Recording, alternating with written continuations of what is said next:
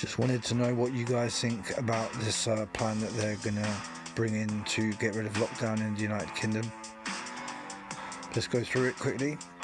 So, services such as nurseries and hairdressers can open. Okay, hairdressers, a lot of contact. Okay, so first of all, that rings alarms. If you really believe there's a virus and it's so contagious and so deadly, you're now allowing hairdressers who have very, very intimate contact with people. Then nurseries again, which is very little young kids, okay, and you, the government, were saying, you changed your mind, but you said that it could affect anyone and anyone can spread it, so now you're leaving the most vulnerable little kids open to this, yeah? The public will continue to be urged to avoid non-essential travel. See, again, right, that isn't an actual rule to me. That is saying be urged to avoid. Urged to avoid. It's not forced to avoid. It's not mandatory. They're not saying you can't. So, again, vague. Schools will reopen. Yeah, again, loads and loads of kids. And as most people know, when kids get ill, supposedly they spread it through each other, and then it just goes wild and wild. Next phase, companies with fewer than 50 staff will be allowed to reopen, okay, but not more than 50. Now that ties in with what we said about America in the articles the other day, where they don't, in the future, they don't want any gatherings over 50 people. That ties in it, bang, there you go, okay.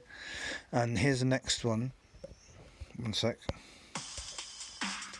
Pupils will go back to school but likely observe social distancing. Well, we had school teachers and whatever say recently that they don't believe it can happen in schools. It's not feasible, it's not possible. So I'd love to know how they feel they're going to do that. Restaurants will be allowed to take customers while talking, taking action to limit person-to-person contact. Wow, that sounds friendly, doesn't it? You're going somewhere to get served and they're trying to avoid person-to-person contact, so that's very vague again, but maybe I'd imagine they'll try to make it everything drive-through, so you don't actually have very little contact with the person in front of them, like face-to-face. This is what I'm guessing. Public transport users will be compelled to wear face masks. I won't. I'm a healthy guy, yeah, I try and look after myself. If I am ill, I won't try to spread it anyway, I would stay in anyway, so I'm not going to wear a mask, okay?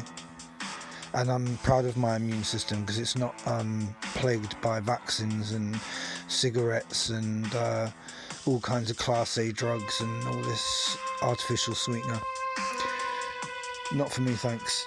And then in the last phase, pubs will throw open their doors with restrictions. Again, I'd love to know what the restrictions are. What you got to remember about is when people go to the pubs and then they get drunk, they're not going to remember any of these rules that you set up anyway, so I'd love to see how you're going to enforce that. You can't get them to behave like normal people anyway, let alone do social distancing or whatever the hell you want to call it. And then gatherings such as funerals can take larger crowds. Anyway, there's still time to stop this, guys, okay? All you got to do is see the signs and peacefully rebel. So don't wear your face mask, don't do social distancing. I think you all know the truth about the immune system, and a lot of you are open-minded and